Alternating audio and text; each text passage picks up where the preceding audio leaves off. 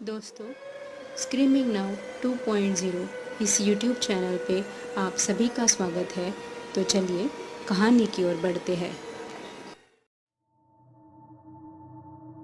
कुछ दरवाजे कभी बाहर की तरफ नहीं खुलते, वो सिर्फ उन्हें बुलाते हैं जो अंदर फंसना चाहते हैं। आज हम सुनाएंगे एक ऐसी हवेली की कहानी जिसे गांव वाले भूलना चाहते हैं, लेकिन वो हवेली कभी उन्हें भूलने नहीं देती।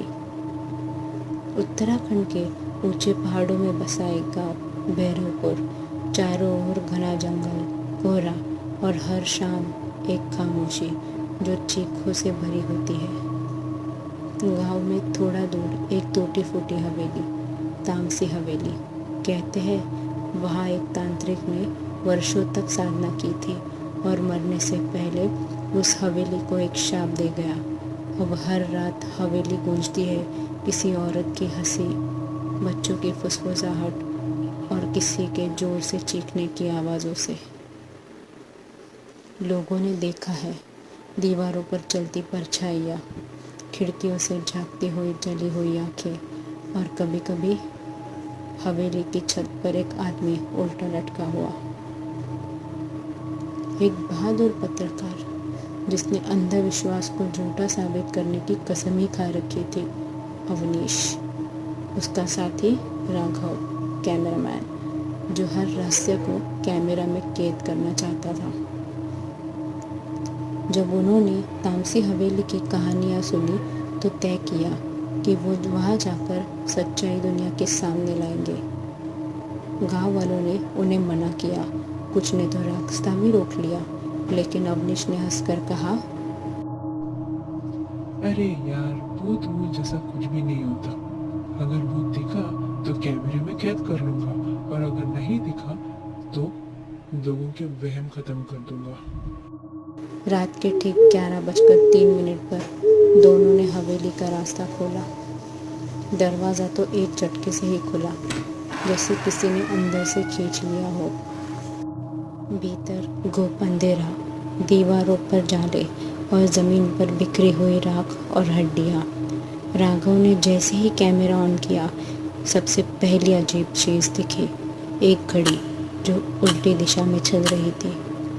दीवारों पे लगे चित्र तांत्रिक विधियों के और जले हुए चेहरे, और सबसे ऊपर लिखा था, जो यहाँ आया वो अब मेरा है। जैसे जैसे वो अंदर बढ़े, हवेली की बनावट बदलने लगी। जो दरवाज़ा पीछे था अब गायब था।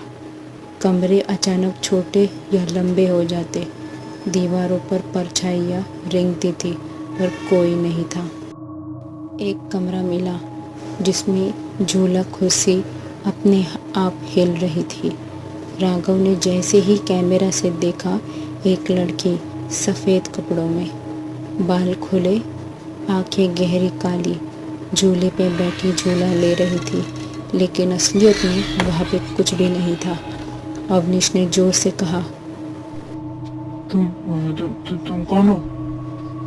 और तभी दीवारों से एक साथ आवाज़ आ गई, हम बहुत सारे हैं, तू अकेला है।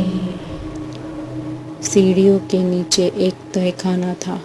वहाँ जले हुए दिए जल रहे थे।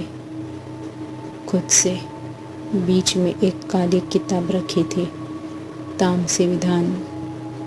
अवनीश ने जैसे ही किताब खोली, हवा तेज चलने लगी, दीवारें कांपने लगी, और उसी किताब से निकल कर आया वो तांत्रिक।